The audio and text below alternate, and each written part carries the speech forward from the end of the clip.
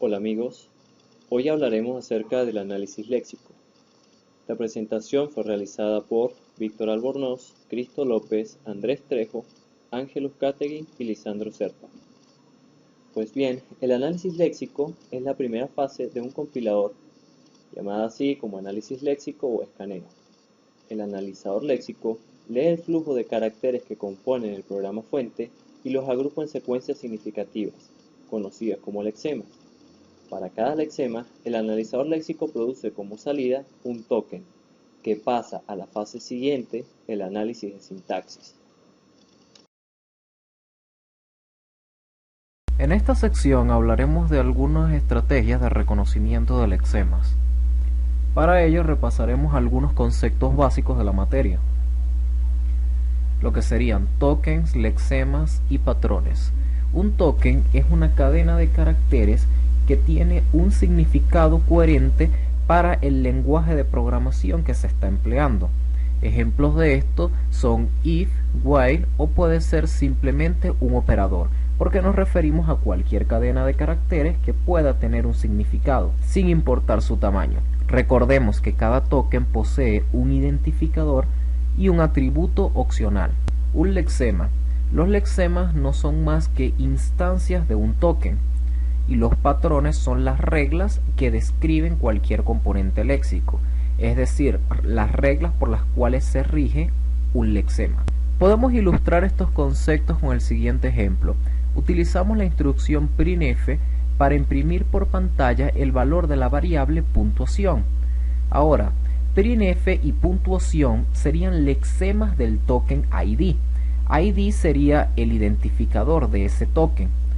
Además, ellos seguirían un patrón de ID. ¿Cuál sería ese patrón?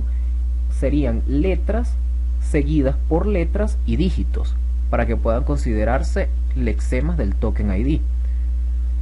Y total igual a porcentaje de \n sería un lexema para el token literal. El patrón para este token sería cualquier cosa que encontráramos encerrada entre comillas, a excepción, claro, de otras comillas. Teniendo estos conceptos claros, pasemos a hablar del uso de buffers en la entrada.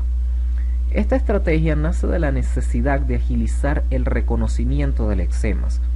Esta es una tarea difícil, debido a que para encontrar, o mejor dicho, identificar un lexema, necesitamos leer un carácter que no pertenezca a dicho lexema, siempre un carácter de más.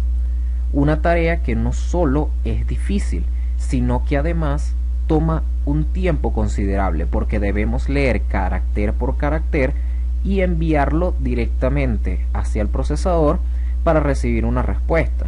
Esto hasta encontrar un carácter que no pertenezca al lexema.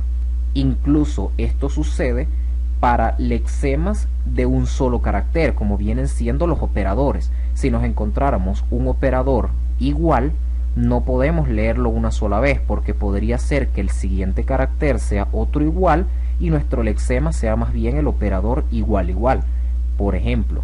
Entonces no vamos a saber identificar un lexema sino hasta el momento en el que encontremos un carácter de más. Tomando en cuenta que este procedimiento toma demasiado tiempo, empleamos el uso de buffers y pasamos a hablar de pares de buffers y de centinelas, que son nuestras estrategias para llevar a cabo esta tarea lo más rápido posible. Pares de buffers. Esta es una técnica que es utilizada para reducir el tiempo de procesamiento de los caracteres. ¿En qué consiste esta técnica? En lugar de pasar carácter por carácter, lo que hacemos es tomar un conjunto de caracteres y cargarlos en un buffer para pasar el buffer completo hacia el entorno de procesamiento. Estos buffers van a ser de tamaño n. Normalmente este tamaño suele ser el mismo tamaño de un bloque de disco, equivalente a 4096 bytes. Así que en lugar de procesar carácter por carácter, ahora vamos a procesar entradas de tamaño n. Ahora, para procesar nuestro lexema no solamente tenemos un buffer cargado de tamaño n, sino dos buffers. Cada uno a su vez va a ser de tamaño n. ¿Y cuál sería la estrategia para conseguir nuestros lexemas en estos buffers una vez que estén cargados en el procesador? Bueno, se utilizan dos apuntadores, uno llamado inicio del lexema y el otro llamado avance. El primer apuntador se posiciona en la posición donde nosotros comenzamos a leer, lo que sería el comienzo del lexema. Y el apuntador avance es el que vamos desplazando posición por posición hasta adelante hasta que encontremos un carácter que no pertenezca al lexema. En el ejemplo, en esta imagen que estamos ilustrando, tenemos el apuntador inicio del lexema en un asterisco y el apuntador avance que ha llegado hasta el 2. Una vez que encuentra el 2, este no pertenece al lexema, entonces debemos retrocederlo una posición y todos los caracteres leídos van a ser nuestro lexema. En este caso sería el asterisco asterisco, que es el operador de exponenciación en el lenguaje Fortran. Pero ¿qué sucede si nuestro lexema no se encuentra en este espacio ni en este espacio, sino más bien en medio, que tenga el lexema una parte en un buffer y continúa en el otro buffer? En caso tal, cuando el apuntador avance, vaya leyendo y llegue hasta el final del buffer, él debe ir comparando si se encuentra en el final del buffer, y si es el caso, él va a cargar el siguiente buffer y va a seguir leyendo. Asimismo, si llegamos al final del segundo buffer, cada vez que lleguemos al final debe cargarse un nuevo buffer para seguir leyendo hasta encontrar el siguiente lexema. Aquí es importante destacar que el apuntador avance tiene dos tareas. En cada posición que él se coloca, cada vez que él se mueve, él debe realizar dos tareas. Una sería la comparación de caracteres y la otra tarea sería comparar si se encuentra en el fin de buffer. Estas dos tareas las va a realizar en cada posición a la cual se mueva.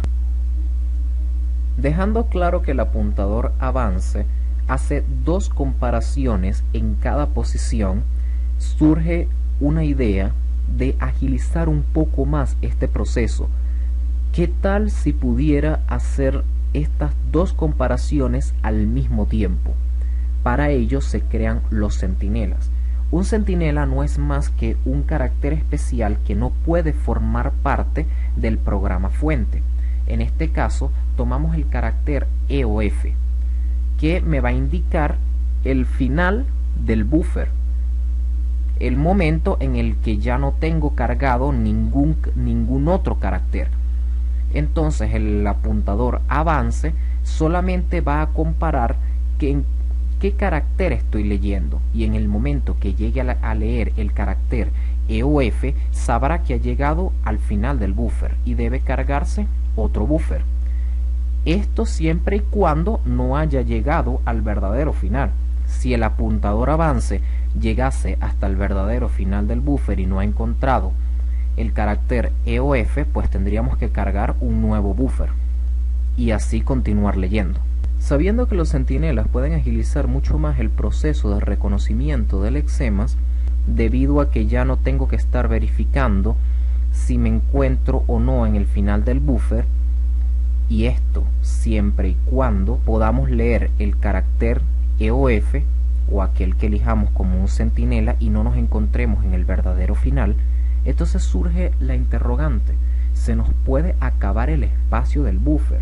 La respuesta es que es muy raro que esto llegue a suceder, porque en los lenguajes de programación modernos los lexemas suelen ser bastante cortos en comparación al tamaño del buffer, y si ya habíamos dejado claro que nuestros buffers van a ser de tamaño n, y n estamos hablando de miles de bytes, es muy difícil o muy raro que un lexema ocupe miles de bytes.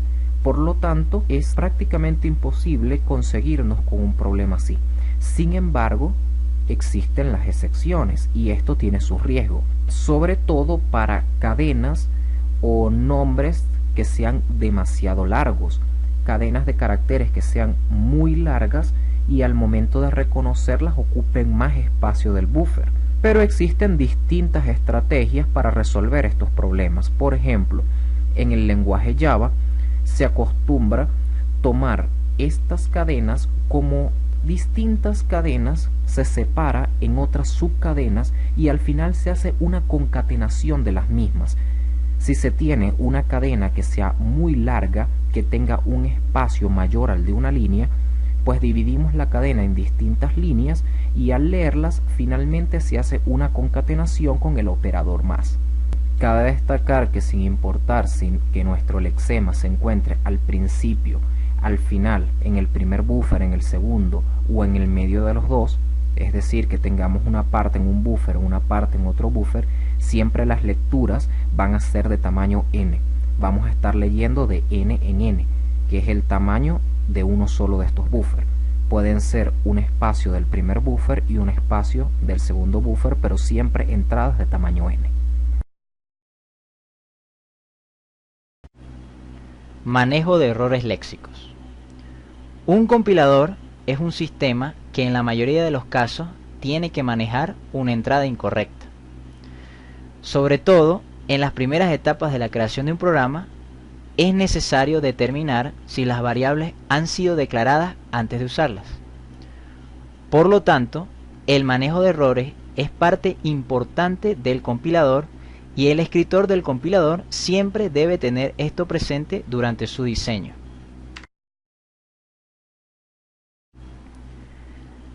Hay que señalar que los posibles errores deben estar considerados al diseñar un lenguaje de programación. Por ejemplo, considerar si cada proposición del lenguaje comienza con una palabra diferente. Sin embargo, es indispensable tomar en cuenta los siguientes puntos. El compilador debe ser capaz de detectar errores en la entrada. El compilador debe recuperarse de los errores sin perder demasiada información. Y el compilador debe producir un mensaje de error que permita al programador encontrar y corregir fácilmente los elementos sintácticamente incorrectos de su programa.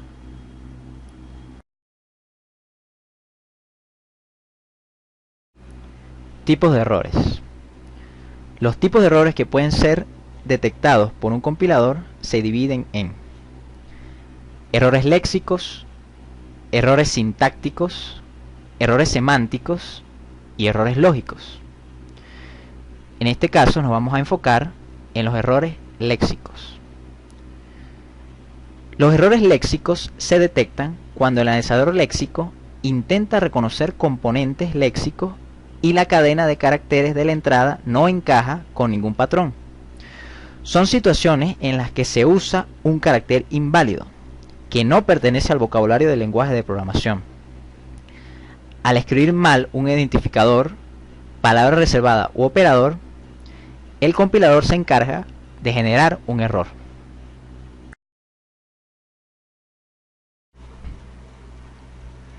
Tratamiento de los errores léxicos.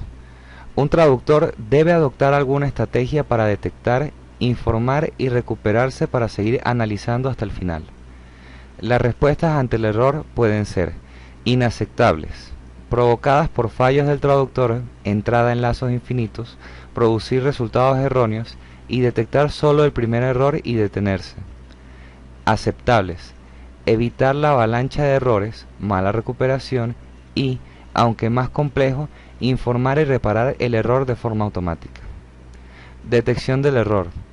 El analizador de léxico detecta un error cuando no existe transición desde el estado que se encuentra con el símbolo de la entrada.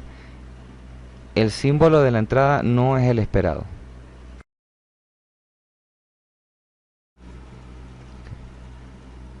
Errores léxicos típicos. Nombres ilegales de identificadores. Un nombre contiene caracteres inválidos. Números incorrectos. Un número contiene caracteres inválidos o no está formado correctamente. Por ejemplo, 3,14 en vez de 3.14. Errores de ortografía en palabras reservadas, caracteres omitidos, adicionales o cambiados de sitio. Por ejemplo, la palabra fi en vez de if. Fin de archivo. Se detecta un fin de archivo a la mitad de un componente léxico.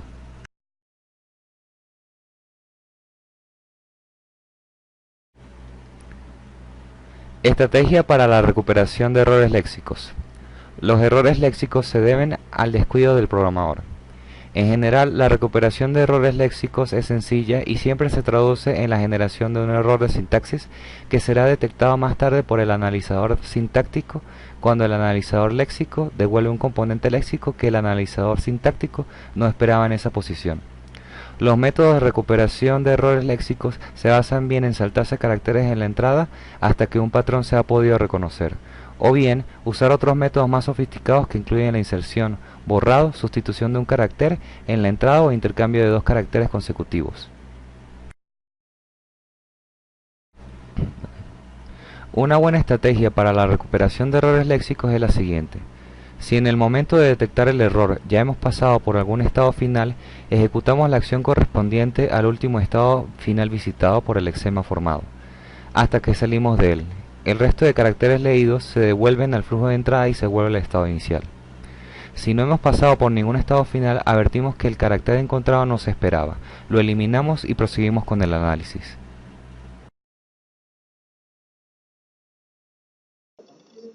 Estructura del analizador léxico. Bien, a continuación presentamos las generalidades acerca de la arquitectura de un analizador léxico generado por Lex.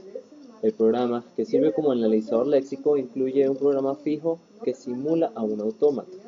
En este punto dejamos abierta la decisión de si el autómata es determinista o no. El resto del analizador léxico consiste en componentes que se crean a partir del programa Lex por el mismo Lex. Bien, aquí vemos buffer de entrada, el lexema, el inicio del lexema y cómo avanza, cómo se simula el autómata a través de las tablas de transiciones del mismo autómata o las acciones a partir de la compilación del programa Lex en su lenguaje cuando es editado por el usuario. Pues bien, estos componentes son la tabla de transición para el autómata, las funciones que se pasan directamente a través del Lex a la salida y las acciones del programa de entrada que aparece como fragmentos de código que el simulador del autómata debe invocar en el momento apropiado. Para construir el autómata empezamos tomando cada patrón de expresión regular en el programa Lex y lo convertimos por medio de un algoritmo a un autómata finito no determinista. Necesitamos un solo autómata que reconozca los lexemas que coinciden con alguno de los patrones en el programa, por lo que combinamos todos los autómatas finitos no deterministas en uno solo, introduciendo un nuevo estado inicial con transiciones epsilon hacia cada uno de los estados iniciales de los n sub i de los autómatas finitos no deterministas para el patrón p sub i. A continuación veremos cómo se realiza esta construcción. Vemos cómo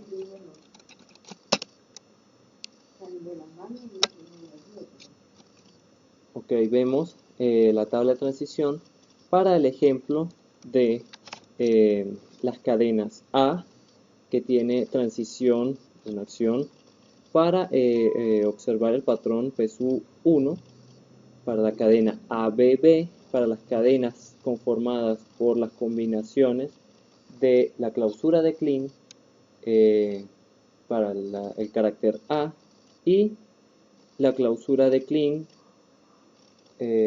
positiva para el carácter B. Tenemos cada uno de los autómatas finitos no deterministas independientes para cada una de las cadenas. En este caso, por ejemplo, los estados 1, 3 y 7 determinan el inicio para cada uno de los autómatas finitos independientes. Para mezclarlos usamos las cadenas epsilon. En este caso, con el inicio en el estado inicial 0, las cadenas epsilon darían las transiciones para 1, 3 y 7 que son respectivamente para cada una de las cadenas. Ok, y aquí tenemos un ejemplo con la cadena A, A, B, A, que se ve en la imagen inferior derecha. Esta imagen muestra cómo el epsilon determina los estados tanto inicial 0, 1, 3 y 7 en el momento en el que ingresa la cadena. Al ser escogida la cadena A, solamente puede transitar hacia los estados 2, 4 y 7 de cada uno de los autómatas no deterministas. Cuando llega al otro carácter A, solamente pasa al tercer autómata finito no determinista, y como resultado, por la transición a B, está al estado 8 de la última transición del autómata finito no determinista, y como el siguiente A no es reconocido, no se toma como un patrón aceptado, por lo que no retornará ningún token. Como vemos, buscamos hacia atrás en la secuencia de conjuntos de estados hasta encontrar un conjunto que incluya uno o más estados de aceptación. Si hay varios estados de aceptación en ese conjunto, elegimos el que esté asociado con el primer patrón P sub i en la lista del programa en Lex. Retrocedemos el apuntador avance hacia el final del lexema y realizamos la acción A sub i asociada con el patrón P sub i. Bien. Sucede que Lex, como tal, está definido para trabajar como un autómata finito determinista, pues es otra arquitectura que está asemejada completamente a la salida de Lex. Y la idea en este caso sería trabajar autómatas finitos no deterministas y por medio de un algoritmo de transformación pasarlos a un autómata finito determinista, que es básicamente lo que hace Lex para el funcionamiento de su herramienta.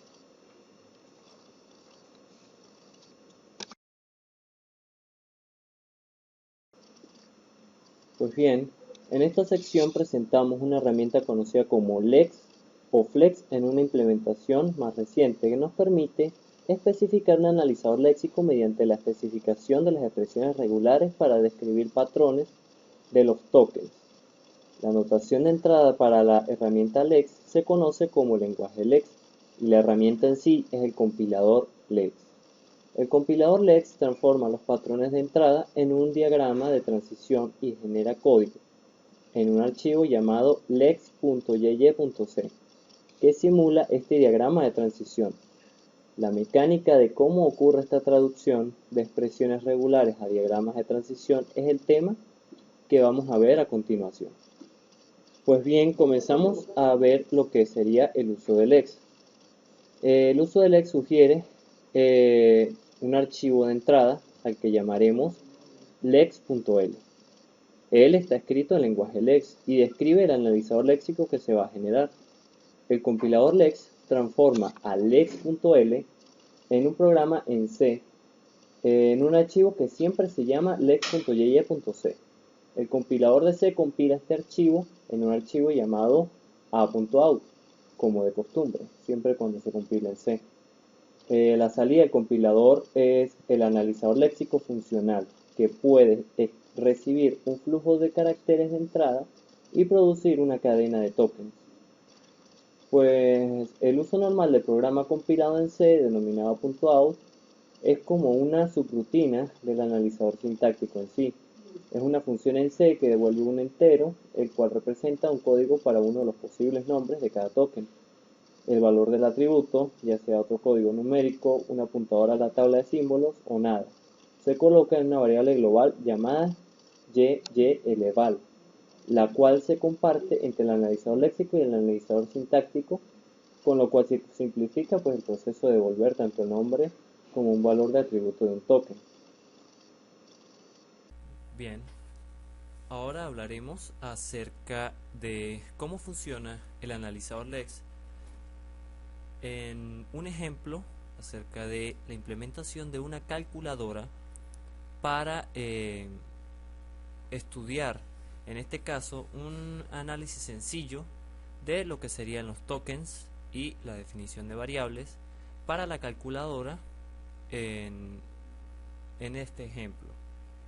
Básicamente la estructura de los programas en LEX la vemos como sigue.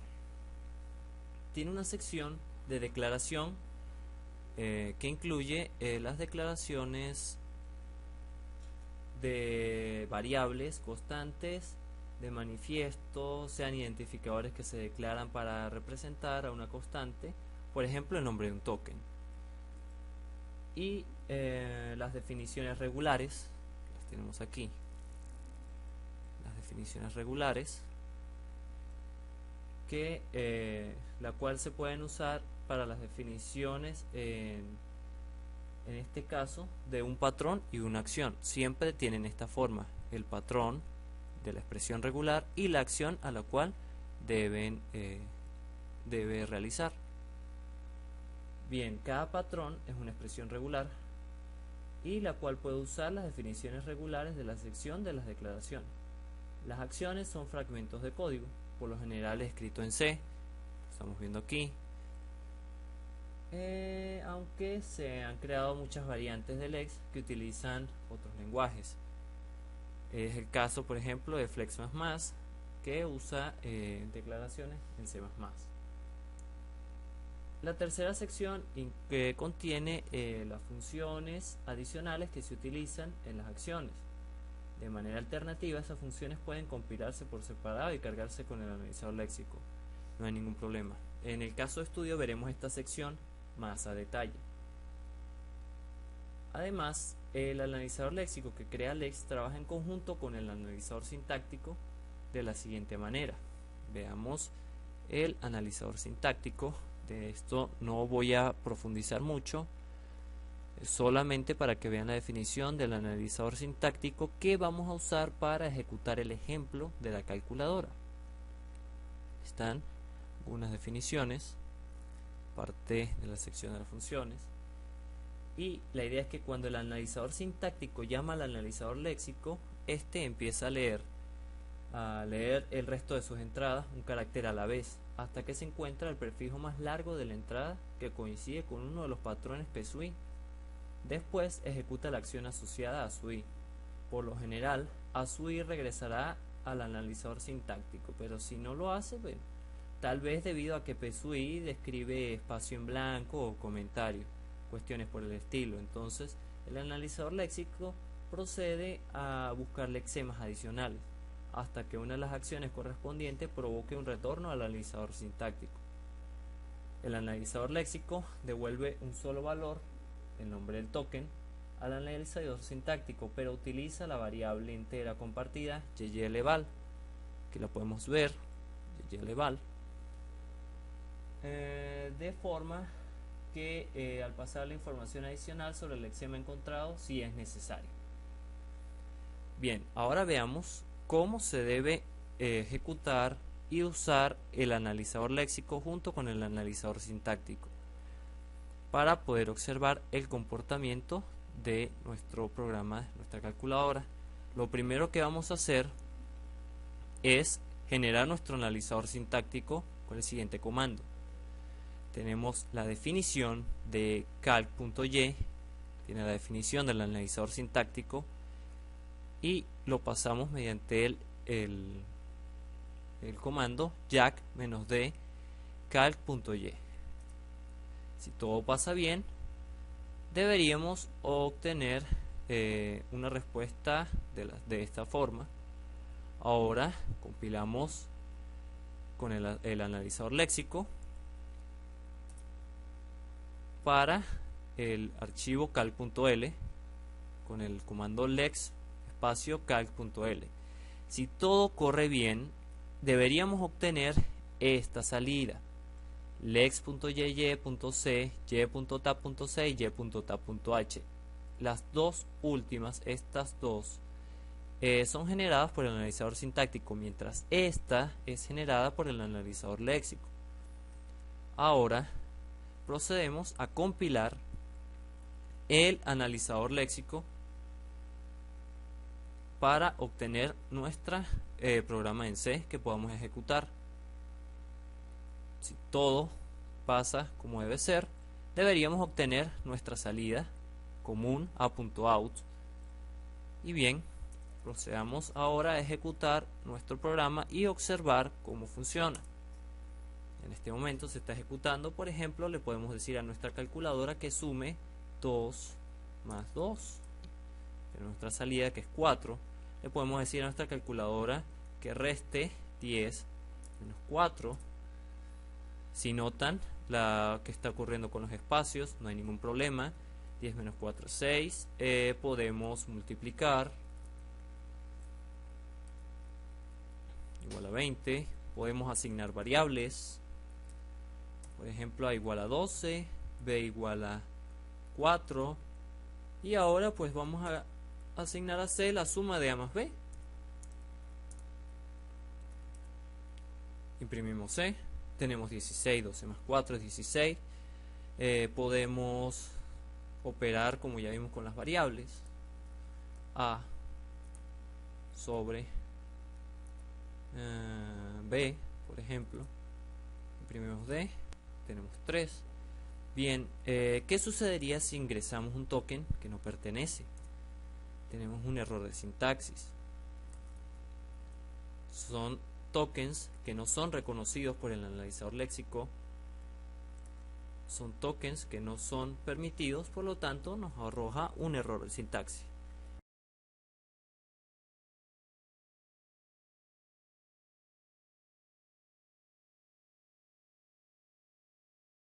Bueno, ahora le hablaremos del código que fue hecho para el caso de estudio. En esto primero hablaremos de las declaraciones. En esto se puede ver las declaraciones de funciones, la declaración de etiquetas que se utilizan a lo largo del código y de las declaraciones de ciertas variables que serán útiles para trabajar con la tabla de datos. Luego de eso vienen las declaraciones de las expresiones regulares. El primer caso tenemos los espacios vacíos, por así decirlo, que tenemos el espacio como tal, la tabulación y el salto de línea. Luego de eso tenemos la combinación de ellos indefinidamente, para así omitirlos cuando sea necesario. Luego tenemos la expresión regular para la letra como tal, y que viene incluido también el underscore o la barra inferior. Luego de esto viene el dígito y luego pasaremos a reconocer los identificadores como expresiones regulares, que vendría siendo una letra ya especificada y una combinación de letras o dígitos indefinidamente. Para el caso de procesadores se podría decir que tendría un límite, pero en esta definición no lo tendría. Luego de ello vendría la definición del número, que nos estamos basando en cómo fue definido en el libro de compiladores, que toma primero un dígito o una serie de dígitos, luego sigue un punto y luego de ello viene la expresión de los decimales, que podría también incluir la expresión como si fuera una notación científica con su exponente.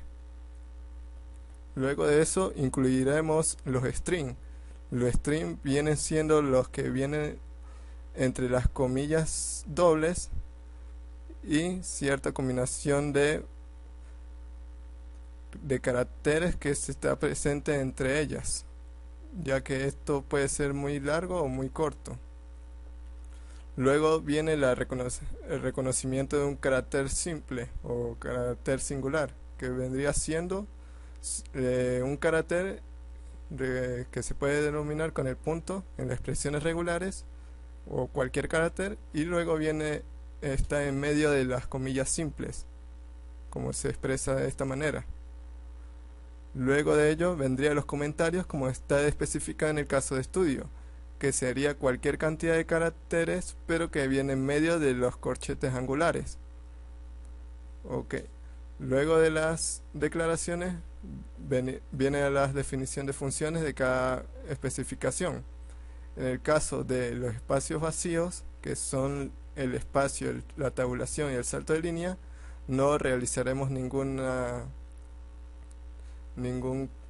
función, ya que no está especificado de esa manera. Sin embargo, se podría especificar en un futuro, de ser así necesario. Las expresiones básicas, según C, como se explica en el libro, la tenemos acá por si es necesario, y luego sí vendríamos a explicar o a definir las palabras claves que vienen en el caso de estudio. El caso de inicio tendría su fin, como todo código debería tener estas dos claves para iniciar y finalizar el código como tal. Luego vendríamos el de lectura y escritura, el O y el I para funciones de booleanas, y luego sí las tomas de decisiones, el sí, entonces, y el fin sí, o en el caso de si no. Luego viene las tomas de decisión múltiples, que sería con una selección y la acción que podría tomar. Luego también sería necesario definir las funciones para expandir el lenguaje que estamos definiendo, que vendría con su retorno, si es que retorna algo, y el fin de función de este mismo. Las estructuras de repetición, que sería el repetir, que tendría su hasta, es decir, repetiría hasta cierta cantidad o cierta definición. Luego viene el mientras, que tendría cierto límite, y el iterar, que es como una nueva forma de iteración que tiene su parada en medio de su definición. Luego de ello vendrían las